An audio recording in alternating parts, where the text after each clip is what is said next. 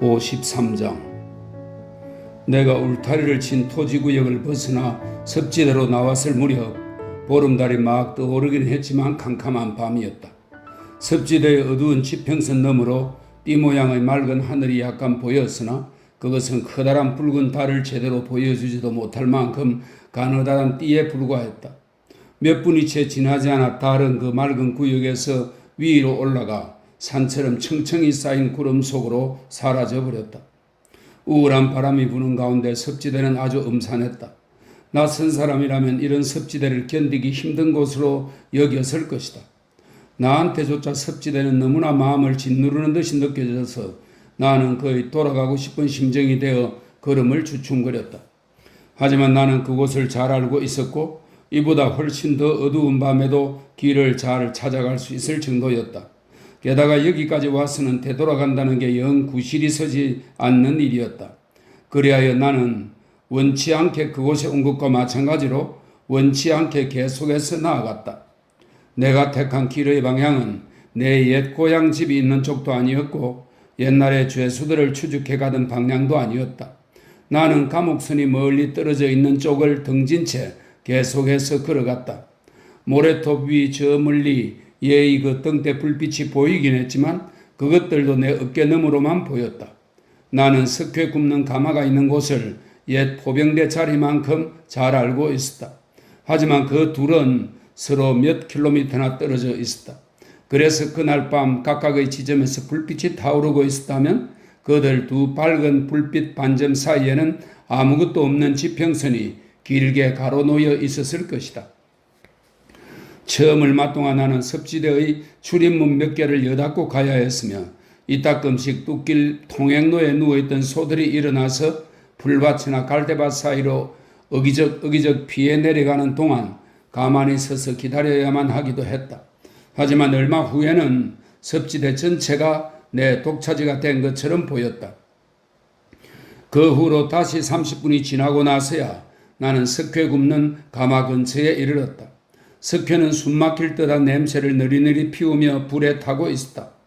화덕의 불은 잘 지펴진 채 그대로 내버려져 있었고 일꾼은 아무도 보이지 않았다. 바로 옆에는 작은 채석장이 하나 있었다. 그것은 내가 가는 길 바로 중간에 위치해 있었는데 연장과 손수레 등이 여기저기 흩어져 있는 것으로 미루어 보건대 그날 작업을 했던 게 분명했다. 움푹 들어간 채석장에서 섭지대가 보이는 높이로 다시 올라왔을 때 나는 낡은 수문지기의 집에서 비치는 불빛을 볼 수 있었다. 나는 걸음을 빨리하여 수문지기의 집문을 손으로 두드렸다. 나는 누군가 대답하기를 기다리며 주위를 둘러보았는데 수문이 방치된 채 부서져 있다는 것과 수문지기의 집이 지금 당장은 괜찮을지라도 머지않아 비바람을 이겨내지 못하리라는 것, 근처의 진흙과 뻘흙이 석회로 뒤덮여 있다는 것, 그리고 석회 가마의 숨막히는 전기가 나를 향해 유령처럼 천천히 퍼져나오고 있다는 것 등을 차례로 알아보았다. 아직 아무런 대답이 없었다. 나는 다시 문을 두드렸다. 여전히 아무 대답이 없었다. 나는 빗장 손잡이를 눌러보았다. 내가 손으로 누르자 빗장이 그대로 올라가 풀리면서 문이 열렸다. 안을 들여다보니 불 켜진 촛불 하나가 탁자 위에 놓여 있었고 긴 의자 하나와 매트리스가 깔린 바퀴 달린 침대가 보였다. 위쪽에 다락방이 있었으므로 나는 여기 누구 없습니까? 하고 소리쳤다. 하지만 아무도 응답하지 않았다. 그러자 나는 내 시계를 보았다. 9시가 지난 것을 확인하고는 다시 여기 누구 없습니까? 하고 소리쳤다. 여전히 아무 대답이 없었으므로 나는 문간으로 나가서 어떻게 해야 할지 모른 채 서 있었다.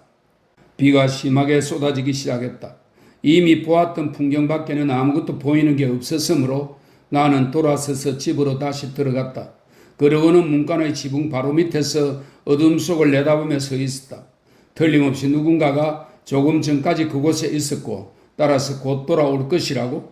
그렇지 않다면 촛불이 저렇게 켜져 있지 않을 거라고 추측하던 나는 문득 촛불 심지가 얼마나 길게 다 들어갔는지 살펴볼 생각이 들었다. 나는 돌아서서 촛불을 살펴보기 위해 손으로 그것을 집어들었다. 그 순간 촛불이 어떤 격렬한 충격에 의해 꺼졌고 다음 순간 내가 알아차린 것은 내가 뒤에서 머리 위로 씌인 억센 올가미에 꽉 묶여버렸다는 사실이었다. 자, 낮게 가라앉힌 목소리가 욕설을 하며 말했다. 네 놈은 나한테 잡혔다. 이게 무슨 짓이오? 나는 버둥거리며 소리쳤다. 누구요? 사람 살려. 사람 살려. 사람 살려. 두 팔이 양 옆구리에 바짝 쥐어졌을 뿐만 아니라 아픈 팔이 꽉 눌리는 바람에 격심한 고통이 느껴졌다. 어느 순간은 억센 사내의 손이, 또 어느 순간은 억센 사내의 가슴팍이 내 입을 틀어막으며 비명소리가 나오지 못하게 했다. 계속해서 사내의 뜨거운 입김을 얼굴에 바짝 느끼면서 나는 어둠 속에서 헛되이 몸부림쳤고, 그러는 동안 나는 벽에 꼼짝없이 단단히 묶였다. 자, 이제 낮게 가라앉힌 목소리가 또다시 욕설을 하며 말했다. 다시 한 번만 더 소리쳐봐라. 그럼 네 놈을 끝장내주고 말겠다. 다친 팔의 고통으로 인해 기력이 빠지고 혼미한 데다 기습을 당해 몹시 당황한 상태였지만 나는 이 협박이 얼마나 쉽게 행동으로 옮겨질 수 있는가를 인식했다. 그리하여 나는 더 이상 반항하기를 단념하고 그저 아픈 팔을 조금이라도 편하게 하고자 애썼다. 하지만 그러기에는 팔이 너무나 단단히 묶여 있었다. 마치 화상을 입은 다음 뜨겁게 삶아지고 있는 듯한 느낌이었다. 어두운 바깥빛이 갑자기 차단되고 그 대신 깜깜한 암흑이 주위를 뒤덮은 것을 통해 나는 사내가 덧문을 닫았다는 사실을 알았다. 잠시 동안 이리저리 더듬거린 뒤에 사내는 자신이 원하는 부싯돌과 쇠붙이를 찾아냈다. 그러고는 불을 붙이기 시작했다. 나는 부싯깃 사이로 떨어지는 불꽃들의 시선을 바짝 모으고 바라보았다. 사내는 손에 성냥을 들고는 부싯깃에 입김을 계속 불어댔다. 하지만 보이는 것은 그의 입술과 성냥의 푸른 끝대가리 뿐이었으며 그것들조차 가늘적으로만 보였다. 부싯깃은 축축하게 젖어 있었고 그래서 불꽃은 하나씩 연달아 그대로 꺼져가기만 했다. 사내는 조금도 서두르지 않고 다시금 부싯돌과 쇠붙이를 부딪혀 불꽃을 냈다. 불꽃들이 그의 주변에 무더기로 환하게 떨어질 때 나는 그의 두 손과 살짝 드러난 얼굴 일부를 볼 수 있었다. 그리고 그가 의자에 앉아 탁자 위로 몸을 구부리고 있다는 것도 알아차릴 수 있었다. 하지만 그 이상은 보이지 않았다. 곧 부싯깃에 입김을 불어대는 그의 푸른 입술이 다시 보였다. 다음 순간 눈부신 불길이 확 타오르더니 올릭의 모습이 드러났다. 당시 내가 누구를 보리라고 기대했는지는 모르겠다. 하지만 올릭을 보리라고는 기대하지 않았다. 그를 본 순간 나는 내가 실로 위험한 궁지에 빠져 있다고 느꼈다. 그래서 그를 빤히 주시하며 서 있었다. 그는 활활 타오르는 성냥을 아주 조심스럽게 초에 가져다가 불을 붙였다. 그리고는 성냥을 떨어뜨린 뒤 발로 밟아 껐다. 그런 다음 그는 내가 보이도록 촛불을 탁자 위 저만치 밀어놓았다. 그러고는 팔짱을 낀 두 팔을 탁자 위에 올려놓은 채 의자에 앉아 나를 바라보았다. 나는 내가 벽에서 10여 센티미터 떨어진 튼튼한 수직 사다리에 묶여 있다는 것을 알아차렸다. 사다리는 위의 다락방으로 올라가는 수단이었다. 자, 우리가 얼마 동안 서로를 살펴보고 났을 때 그가 말했다. 네 놈은 나한테 잡혔다. 이걸 풀으라. 나를 당장 내보내라. 아, 그래. 그는 대답했다. 널 곧 보내주마. 널 곧 달나라로 보내주마. 널 곧 별나라로 보내주마. 때가 되면 곧바로 그렇게 해주마. 무엇 때문에 나를 이리로 유인한 것이냐? 그걸 몰라서 묻느냐? 그는 악의에 찬 표정으로 말했다. 무엇 때문에 이렇게 어둠 속에서 나를 덮친 것이냐? 왜냐하면 모든 걸 나 혼자서 해치울 작정이기 때문이다. 두 사람보다는 한 사람이 비밀을 더 잘 지키는 법이거든. 이 원수 자식, 이 원수 자식. 그는 의자에 앉아서 팔짱 낀 두 팔을 탁자에 올려놓은 채 나에게 고개를 흔들어대거나 자기 몸을 꽉 부둥켜 안으며 꼼짝없이 사로잡힌 내 모습을 구경거리처럼 즐겼다. 그의 그런 모습에는 나로 하여금 몸서리를 치게 하는 어떤 악의가 깃들어 있었다. 나는 말없이 그를 지켜보고 있으려니까 그는 한 손을 옆에 있는 구석에 밀어넣더니 곧 개무리판에 구리가 쉰 총을 꺼내들었다. 이걸 알아보겠느냐? 나를 겨냥이라도 할 것처럼 자세를 취하며 그는 말했다. 전에 어디서 이걸 보았는지 알겠느냐? 말해봐라, 이 늑대 같은 놈아. 그래, 안다. 나는 대답했다. 넌 나로 하여금 그 자리를 잃게 만들었지. 그렇지. 말해봐라. 나는 그럴 수밖에 없었다. 네 놈은 그렇게 했고 그것만으로도 죄가 충분할 것이다. 다른 게 더 없이도 말이다. 그런데 네 놈은 감히 나와 내가 좋아하는 여자 사이에 끼어들기까지 했다. 안 그래? 내가 언제 그랬다는 거냐? 네 놈은 안 그런 적이 없다. 그녀에게 항상 이 올릭 영감에 대해 나쁘게 이야기한 게 누구였단 말이냐? 나쁜 평판은 너 스스로 자초한 거야. 그건 자업자득이었어. 너가 스스로 해를 끼치지 않았다면 나는 너에게 아무런 해도 끼치지 않았을 거야. 거짓말 마라. 넌 날 이 고장에서 쫓아내기 위해서라면 어떤 수고도 마다하지 않을 거고 또 얼마든지 돈을 쓰겠다고 했어. 안 그래? 그는 내가 비리를 마지막으로 만났을 때 그녀에게 했던 말을 그대로 반복하며 말했다. 자, 내가 한 가지 알려주마. 날 이 고장에서 쫓아내는 것이 오늘 밤만큼 필요한 적은 결코 없을 것이다. 아, 마지막 동전 한 푼까지 탈탈 털어서 네 놈이 가진 돈의 20배나 더 써야 한다고 해도 네 놈은 그러고 싶을걸? 그가 나를 향해 커다란 손을 흔들어대며 호랑이처럼 입을 어리렁거렸을 때 나는 그 말이 사실이라고 느꼈다. 나를 어찌하려는 것이냐? 난 네 놈의 그는 주먹으로 탁자를 세차게 쾅 내리치며 말했다. 탁자를 내리칠 때 그는 자리에서 일어섬으로써 내려치는 주먹에 더욱더 큰 힘이 가해지게 했다. 난 네 놈의 목숨을 끊어버릴 작정이다. 그는 몸을 앞으로 기울여 나를 노려보았다. 그러고는 주먹진 손을 천천히 펴은 다음 마치 나를 잡아먹고 싶어 입에 군침이라도 고인 것처럼 손으로 입을 쓱 훔치더니 의자에 다시 앉았다. 네 놈은 어린아이였을 때부터 언제나 이 올릭 영감의 앞길을 가로막았어. 오늘 밤 네 놈은 올릭 영감의 앞길에서 없어지는 거다. 올릭 영감은 더 이상 네 놈의 방해를 받지 않게 될 거다. 네 놈은 죽은 목숨이야. 나는 내가 죽음의 문턱에 와 있다고 느꼈다. 한순간 나는 조금이라도 도망칠 가능성이 없나 하고 사납게 주위를 둘러보았다. 하지만 그런 건 전혀 없었다. 그뿐만이 아니다. 그는 다시금 팔짱 낀 두 팔을 탁자 위에 올려놓으며 말했다. 난 네 놈의 옷조가리 하나도 네 놈의 뼈다귀 하나도 이 세상에 남겨놓지 않을 작정이다. 나는 네 놈의 시체를 저 가마 속에다 던져 넣을 것이다. 난 너 같은 놈은 둘이라도 너끈히 어깨에 메어 가마에 옮길 수 있다. 그래서 사람들이 네 놈에 대해 뭐라고 생각하든지 그들은 아무것도 모르게 될 것이다. 내 정신은 나의 그런 죽음이 가져올 모든 결과를 믿을 수 없을 만큼 빠른 속도로 추적하여 파악했다. 에스텔러의 아버지는 내가 그를 버리고 도망갔다고 믿을 것이며 체포되어서 나를 비난하며 죽어갈 것이다. 허버트 주자 그에게 남겨놓은 내 편지를 내가 미스 해비섬의 대문간에 잠깐 동안 밖에 다녀가지 않았다는 사실과 비교해보고 나를 의심할 것이다. 조와 비디는 내가 그날 밤 얼마나 미안해했는지 결코 모를 것이다. 이 세상 그 누구도 내가 어떤 일을 당했는지, 내가 얼마나 진실해지고자 마음먹었는지, 또 내가 얼마나 심한 고통을 겪었는지 알지 못할 것이다. 눈앞에 닥친 죽음은 무서웠다. 하지만 죽고 난 뒤 사람들에게 잘못 기억되리라는 두려움은 죽음보다도 훨씬 더 무서웠다. 내 생각은 너무나 빠르게 전개되어서 나는 아직 태어나지도 않은 후세의 자손들에게 경멸당하는 나 자신의 모습을 그려보았다.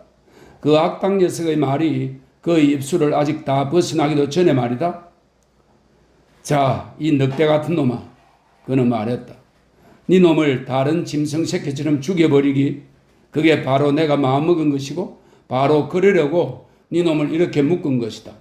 그래서 죽여버리기 전에 난 네 놈을 한바탕 실컷 괴롭혀대며 구경할 작정이다. 아, 이 원수 자식.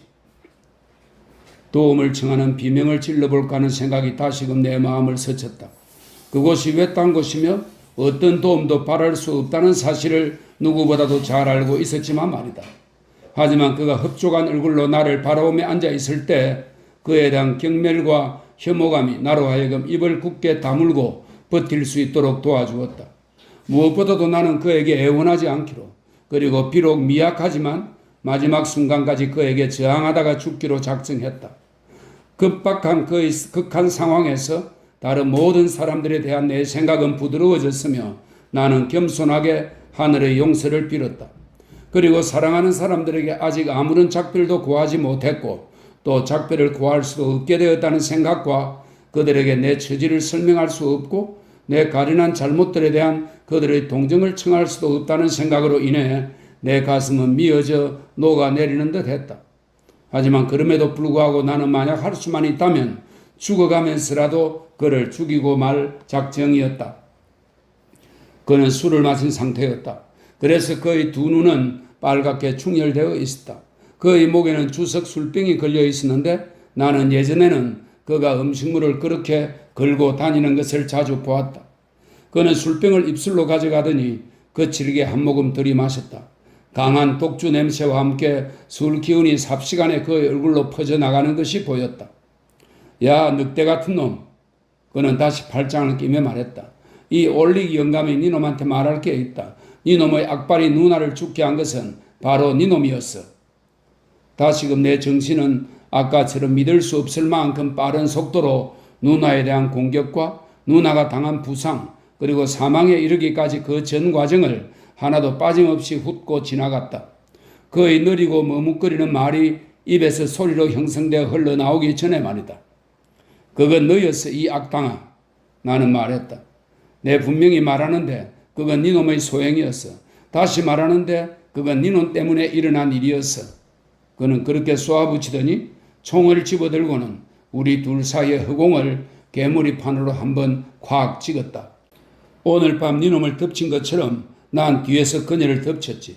그러고는 한방 호되게 갈겼지. 난 그녀가 죽은 줄 알고 떠났는데 만약 지금 니놈 가까이에 있는 것처럼 그때 그녀 근처에 석회 가마가 있었다면 그녀는 다시 살아나지 못했을 거다. 하지만 그건 이 올릭 영감이 한 짓이 아니었어. 그건 바로 니놈의 짓이었다. 니놈은 편애를 받았고 이 올릭 영감은 협박을 당하고 두들겨 맞았어. 이 올릭 영감은 협박을 당하고 두들겨 맞았다. 이 말이 알겠냐? 이제 니놈은 그 대가를 치르게 되는 거다. 니놈은 그 짓을 저질렀고 이제 그 대가를 치르는 거란 말이다. 그는 다시 술을 마셨다. 그리고 더욱 포악해졌다. 그가 술병을 뒤로 기울이는 것을 보고 나는 술병에 남은 술이 별로 많지 않다는 것을 알았다. 나는 그가 나를 끝장내기 위해 먼저 술로 자신을 흥분시키고 있다는 사실을 분명히 간파했다. 나는 술병에 든 술 한 방울 한 방울이 곧 내 생명의 피 한 방울 한 방울과 같다는 것을 알았다. 나는 또한 내가 바로 조금 전에 나를 향해 경고하는 그 내 유령처럼 천천히 퍼져나오던 석회 가마 전기의 일부분이 되어 사라졌을 때 그가 누나의 경우에 그랬던 것과 똑같이 행동하리라는 것. 즉 전속력으로 읍내에 달려가서 여기저기 맥주집에서 술을 마시됨으로써 읍내 주변을 어슬렁거리는 모습을 보여줄 것이라는 사실을 알았다. 빠르게 움직이는 내 정신은 그를 뒤쫓아 읍내로 갔으며 그가 걸어가고 있는 길거리를 그려보았다. 그리고 그 거리의 불빛과 생기를 이곳 외로운 섭지대와 그 섭지대 위로 퍼져나가는 하얀 전기, 내가 곧 그 속에 녹아서 없어질 그 하얀 전기와 대조에 떠올려 보았다. 그가 몇 마디의 말을 하는 동안 나는 수십 년의 세월을 순식간에 요약하여 살펴볼 수 있었다. 그뿐만이 아니었다. 그로 말하는 것들은 나에게 순전히 말로만 들리지 않고 그림으로 전달되었다. 두뇌가 흥분되고 고양된 상태에서 나는 어떤 장소를 생각할 때마다 즉시 그곳을 눈에 선하게 떠올렸으며 사람들을 생각할 때마다 즉시 그들을 눈으로 볼 수 있었다. 이 영상들이 얼마나 선명했는지는 아무리 말해도 다 표현할 수 없다. 하지만 나는 그러는 동안에도 내내 온 신경을 집중하여 올릭 그자를 바라보고 있었다. 그 누가 자신을 덮치기 위해 잔뜩 웅크리고 있는 호랑이에게 온 신경을 집중하지 않겠는가. 그래서 그의 손가락의 미세한 움직임 하나조차도 나는 모두 알고 있었다. 두 번째로 술을 들이켜고 나서 그는 앉아있던 긴 의자에서 일어나더니 탁자를 한쪽으로 밀었다. 그런 다음 촛불을 집어들더니 나에게 불빛이 잘 비치도록 흉악한 손으로 촛불 한쪽을 가리고는 내 앞에 와서 섰다. 그리고는 나를 바라보며 궁지에 빠진 내 모습을 즐겼다. 야, 이 늑대 같은 놈아, 네 놈한테 좀 더 말해줄 게 있다. 그날 밤 네 놈의 집 청계에서 걸려 넘어진 사람은 바로 이 올릭 영감이었다. 등불이 모두 꺼진 계단이 내 눈앞에 떠올랐다. 수위의 등불에 의해 벽에 드리워진 묵직한 청개 난간의 그림자도 보였으며 내가 결코 다시는 보지 못할 내 방들도 보였다. 이쪽 방은 문이 반쯤 열려 있었고 저쪽 방은 문이 닫혀 있었다. 집안의 가구들도 모두 하나하나 눈앞에 선하게 떠올랐다. 왜 이 올리 영감이 거기 있었냐고? 좀 더 말해주마. 이 늑대 같은 놈아. 이 고장에서 편안한 일자리를 얻는 것에 관한 한 내 놈과 그 여자는 이 고장에서 날 아주 확실하게 쫓아냈다. 하지만 난 새 친구들을 사귀고 새 주인을 얻게 되었다. 그들 중 어떤 사람들은 내가 편지를 쓰고 싶을 때 날 위해 편지를 써준다. 알겠느냐 이 늑대야. 내 편지를 써준단 말이다. 그들은 50가지나 되는 필체로 글씨를 쓸 수 있지. 그들은 한 가지 필체로만 쓰는 소심한 니놈과는 다르다. 니놈이 니놈 누나 장례식에 참석하러 여기에 내려왔던 이후로 난 니놈을 죽여버릴 작정을 단단히 하고 굳은 의지로 기다려왔다. 니놈을 안전하게 처치할 방도를 잡지 못했지만 난 니놈을 감시하며 니놈의 드나드는 모든 거동을 살폈다. 왜냐하면 이 올리기 영감은 스스로에게 이렇게 말했기 때문이다. 어떻게 해서든 그놈을 해치울 수 있게 될 거야 라고 말이다. 그런데 뭐냐? 니놈을 살피며 기다리던 중 니놈의 숙부 프로비스를 발견하게 되지 않았겠느냐? 밀폰드 강둑과 칭크스 유역 그리고 올드그린 코프 밧줄 공장 그 모두가 너무나 분명하고 뚜렷하게 눈앞에 떠올랐다. 방 안에 있는 프로비스, 이제 소용없게 된 시노, 어여쁜 클레르, 어머니 같은 선량한 윈플 부인, 침대에 누워있는 빌 발리 영감, 그 모두가 눈앞을 스쳐 지나갔다. 쏜살같이 바다로 치닫는 내 생명의 급류에 떠내려가듯이 말이다. 니놈에게 숙부도 있다고? 내가 니놈을 알고 지낸 것은 니놈이 아주 조그만했을 때부터였어. 늑대 새끼 같은 니놈의 모가지를 이 손가락과 엄지손가락으로 집어던져 죽일 수 있을 만큼 아주 조그만했을 때부터 말이야. 그런데 그때 니놈에게 숙부 같은 건 전혀 없었어. 그럼 없었고 말고. 하지만 니놈의 숙부라는 프로비스가 이 올리기 영감이 아주 여러 해 전에 이 늪지대에서 주었던 줄칼로 잘라진 족쇄를 찾던 사람에 틀림없다는 말을 이 올리기 영감이 듣게 되었을 때, 그런데 이 올리기 영감은 그 족쇄를 가지고 있다가 그걸로 니놈 누나를 도살장의 수소처럼 후려쳐서 쓰러뜨렸지. 오늘 니놈한테 그런 것처럼 말이다. 알겠나 이놈아?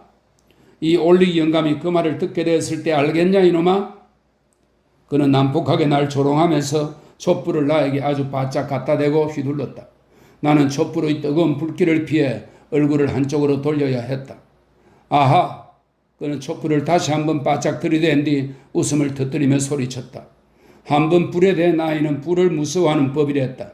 이 올리기 영감은 니놈이 화상을 입었다는 걸 알고 있고 니놈이 프로비스를 몰래 빼돌리려고 한다는 것도 알고 있었다. 니놈의 훌륭한 적수인 이 올리기 영감은 니놈이 오늘 밤 오리라는 것도 알고 있었다. 자 이놈아, 내 조금 더 말해주마. 그런 다음엔 그걸로 끝이다. 니놈에게 이 올리기 영감이 있듯이 니놈의 숙부 프로비스에게도 훌륭한 적수가 되는 사람들이 있다. 그자는 이제 조카를 잃고 나면 그 사람들을 조심해야 할 거다. 이제 그의 소중한 친척의 옷조가리 하나도 시체의 뼈다귀 하나조차도 남아있지 않게 되면 그자는 그 사람들을 조심해야만 할 거란 말이다. 메그위치가 자신들과 같은 나라에 함께 사는 것을 용납할 수 없고 또 용납하지도 않으려는 그런 사람들이 있다. 그들은 그가 다른 나라에서 살 때도 그에 대해 아주 확실하게 정보를 파악해 두고 있어서 그가 몰래 그 다른 나라를 떠나서 그들을 위험에 처하게 한다는 것은 불가능할 뿐만 아니라 용납되지도 않는 일이었다. 아마 50가지 필체로 글씨를 쓰는 사람들은 그래서 한 가지 필체로만 쓰는 소심한 내놈과는 다른 사람들은 바로 그들일 것이다. 어이 메그위치, 컴퓨터를 조심하게. 그리고 교수대도. 그는 다시 한번 촛불을 나한테 바짝 갖다 대고 휘둘렀다. 그 바람에 내 얼굴과 머리가 거슬렸으며 한순간 눈이 부셔 아무것도 보이지 않았다. 그런 다음 그는 억센등을 돌리더니 촛불을 탁자 위에 다시 내려놓았다. 그가 다시 등을 돌려 나를 바라보기 전에 나는 마음속으로 기도를 올렸고 조와 비디와 허버트를 생각했다. 탁자와 그 맞은편 벽 사이에는 서너 걸음의 빈 공간이 있었다. 그는 이제 이 공간 안에서 구부정한 자세로 왔다 갔다 했다. 그가 두 손을 양옆에 무겁게 쭉 늘어뜨린 채 험상궂은 시선으로 나를 노려보며 이렇게 왔다 갔다 할 때 그의 억센 힘은 그 어느 때보다도 더 강력하게 그의 몸에 도사리고 있는 듯이 보였다. 나에게는 신락 같은 희망도 없었다. 내 마음속의 급한 움직임이 아주 격렬했을지라도, 그리고 생각 대신 내 뇌리를 스치는 영상들의 생생한 힘이 아주 놀라웠을지라도 나는 여전히 분명하게 이해할 수 있었다. 만약 짧은 시간 안에 나를 이 세상 아무도 모르게 틀림없이 없애버릴 작정이 아니었다면 그는 이제까지 했던 그런 말을 나에게 결코 하지 않았을 거라는 사실을 말이다. 그는 갑자기 걸음을 멈추더니 술병에서 코르크마개를 잡아 뽑아 휙 내던졌다. 가벼운 코르크마개였지만 그것이 떨어지는 소리는 나에게 무거운 추처럼 들렸다. 그는 술병을 조금씩 뒤로 기울이면서 천천히 술을 들이켰다. 그는 이제 나를 바라보지 않았다. 그는 마지막 남은 술 몇 방울을 손바닥에다 부어내서는 그것까지 마저 핥아 먹었다. 그러더니 갑자기 급하고 난폭한 동작으로 끔찍한 욕설을 내뱉으며 술병을 휙 팽개쳐 버리고는 몸을 앞으로 굽혔다. 다음 순간 그의 손에는 손잡이가 길고 묵직한 돌 깨는 망치가 들려 있었다. 나는 마음속으로 작정했던 말을 잊지 않았다. 나는 헛된 애원의 말을 한마디도 하지 않은 채 온 힘을 다해 소리질러대며 온 힘을 다해 몸부림쳤다. 내가 움직일 수 있는 것은 머리와 두 다리뿐이었다. 하지만 그 한도 내에서 나는 내 몸 안에 있는 온 힘을 다해, 그때까지 모르고 있던 힘까지 다해 몸부림쳤다. 그 순간 내 비명에 응답하는 외침이 들려온과 동시에 반짝이는 불빛과 함께 사람들이 형상의 문으로 달려 들어오는 게 보였다. 그리고 뒤이어 사람들의 목소리와 시끄러운 싸움 소리가 들리는가 싶더니 올리기 마치 요동치는 파도라도 뚫고 나오듯이 달려드는 사람들 사이를 빠져나와 탁자를 단숨에 벌쩍 뛰어넘어 밤의 어둠 속으로 달아나는 것이 아닌가. 잠시 공백 상태가 있은 뒤에 나는 내가 올가매에서 풀린 채 바닥에 누워있는 것을 깨달았다. 장소는 동일했고 내 머리는 누군가의 무릎 위에 놓여 있었다. 정신을 차렸을 때 내 시선은 벽에 붙어있는 사다리에 고정되어 있었다. 한참 동안 그렇게 사다리를 향해 눈을 뜨고 있은 뒤에야 나는 비로소 사다리를 마음으로 인식할 수 있었다. 그리고 그렇게 의식을 회복했을 때 내가 정신을 잃었던 곳에 그대로 있다는 사실을 알아차렸다. 처음에 나는 너무나 무심한 상태여서 누가 나를 받쳐주고 있는지 돌아보고 확인해 볼 생각조차 못한 채 그저 사다리만 바라보며 누워 있었다. 그때 사다리와 나 사이로 한 얼굴이 나타났다. 그런데 그건 트랩시의 점원 얼굴이 아닌가. 괜찮은 것 같습니다. 트랩시의 점원은 차분한 목소리로 말했다. 하지만 정말로 얼굴이 몹시 창백하군요. 그 말을 듣고 나를 받쳐주고 있던 사람이 내 위로 얼굴을 내밀고 들여다보았다. 그 사람은 바로 허버트. 오 하나님. 가만. 허버트가 말했다. 자 핸델 조용히. 너무 흥분하지 마. 그리고 자넨 우리 예친구 스타톱 아니야? 나는 허버트와 함께 나를 굽어보는 그를 알아보고 소리쳤다. 그가 도와주기로 한 우리 일이 어떤 건지 기억해? 허버트가 말했다. 그리고 진정해. 이 암시에 나는 벌떡 몸을 일으켰다. 물론 팔의 고통 때문에 다시 덜썩 떨어져 눕고 말았다. 아직 그 시간이 지난 건 아니지. 허버트 그렇지? 오늘 밤이 무슨 요일이니? 내가 여기에 얼마나 오래 있었니? 나는 이상하게도 내가 그곳에 오랫동안 누워있었다는 강한 불안감에 휩싸였던 것이다. 그 시간은 아직 지나지 않았어. 아직 월요일 밤이야. 하나님 감사합니다. 그러니까 넌 내일 화요일 하루 종일 쉴 시간이 남아있어. 허버트는 말했다. 하지만 넌 신음소리를 멈추지 못하는구나. 내 다정한 핸델 어디를 다쳤니? 일어설 수 있겠니? 응 그래 그럴 수 있어. 나는 말했다. 욱신거리는 이 팔 말고는 다친 데는 없어. 그들은 내 팔의 붕대를 풀고 가능한 응급조치를 해주었다. 팔은 심하게 붓고 염증이 생겨 있어서 누가 살짝 건드리는 것조차 견딜 수 없었다. 하지만 그들은 자신들의 수건을 찢어서 새 붕대를 만들어 싸맨 다음 조심스럽게 내 팔을 멜빵에 다시 걸어주었다. 읍내에 도착해서 소염제 같은 것을 구해 바를 수 있을 때까지는 일단 그걸로 참아야 했다. 잠시 후 우리는 깜깜하고 텅 빈 수문지기의 지문을 닫고 나와 채석장을 지나 돌아가는 길에 올랐다. 트랩시의 점원이 등불을 들고 앞장서서 갔다. 아까 내가 문간으로 들어오는 것을 보았던 빛은 바로 그 등불 빛이었다. 하지만 내가 아까 마지막으로 하늘을 보았던 이후로 달이 좋게 2시간 이상 높이 떠올랐고 그래서 비가 뿌리는 듯 했지만 밤은 훨씬 밝았다. 스퀘 가마의 하얀 전기가 그 옆을 지나가는 우리에게서 멀리 사라져가고 있었다. 조금 전에 마지막 기도를 했던 것처럼 나는 이제 마음속으로 감사의 기도를 드렸다. 나는 허버트에게 어떻게 나를 구하러 오게 되었는지 말해달라고 간청했고 그 결과 다음과 같은 사실을 알게 되었다. 나는 급하게 서두른 나머지 그만 올릭의 편지를 우리 집 방에다 펼쳐진 채로 떨어뜨렸고 나를 만나러 집으로 오던 도중 길에서 스타톱을 만나 함께 돌아온 허버트가 마침 그것을 발견했던 것이다. 그게 내가 떠난 직후였는데 편지의 어조는 그를 불안하게 했다. 특히 그 편지와 내가 그에게 급히 남겨놓은 쪽지 사이의 불일치한 내용 때문에 그의 불안은 더욱 증폭되었다. 15분 정도 숙고한 결과 그 불안이 가라앉기보다는 오히려 점점 커졌으므로 그는 자진해서 동행해준 스타톱과 함께 역마차 사무실로 가서 다음 마차가 언제 출발하는지 알아보았다. 오후 마차가 이미 떠났다는 사실을 알고 또 장애물에 부딪히면서 불안이 차츰 확실한 공포로 바뀌는 것을 느낀 허버트는 급행 전세 마차를 타고 뒤따르기로 작정했다. 그리하여 그와 스타톱은 블루보우 호텔에 도착했는데 그들은 그곳에서 나를 만나게 되든지 아니면 내 소식을 듣든지 할 거라고 전적으로 믿고 기대했다. 하지만 그 어느 것도 이루지 못한 그들은 미스 헤비섬의 집으로 찾아갔다. 그러나 거기서도 내 행방은 모연했다. 이에 그들은 일단 호텔로 돌아가서 음식을 좀 들고 기운을 차린 다음 그들을 습지대로 안내해 줄 사람을 구했다. 블루보우 호텔의 아치형 출입구 아래를 어슬렁거리는 사람들 중에 우연히 트랩시의 점원이 있었는데 그는 그날 내가 미스 헤비섬의 집에서 내 여관이 있는 쪽으로 지나가는 것을 보았더랬다. 그 결과 트랩시의 점원은 그들의 안내자가 되었으며 그와 함께 그들은 숨은지기의 집을 찾아 나섰다. 다만 그들은 읍내에서 습지로 통하는 길로 갔는데 그건 바로 내가 피해서 갔던 길이었다. 일행이 그렇게 나아가는 동안 허버트는 내가 결국 프로비스의 안전에 이바지하는 무언가 유익하고 진정한 용건으로 그곳에 오게 된 것일 수도 있다는 생각이 들었다. 그래서 만약 그럴 경우 방해하는 것은 해가 될지 모른다고 판단한 그는 안내자와 스타톱을 채석장 끝에 남겨두고는 자기 혼자서만 먼저 와서 집 주위를 2-3번 살그머니 돌며 아내의 상황이 괜찮은지 확인하려고 했다. 그에게 들리는 소리라고는 어떤 사람의 거칠고 굵은 목소리에서 나오는 불분명한 음성밖에 없었으므로 그는 마침내 내가 그곳에 있는지조차 의심하기 시작했다.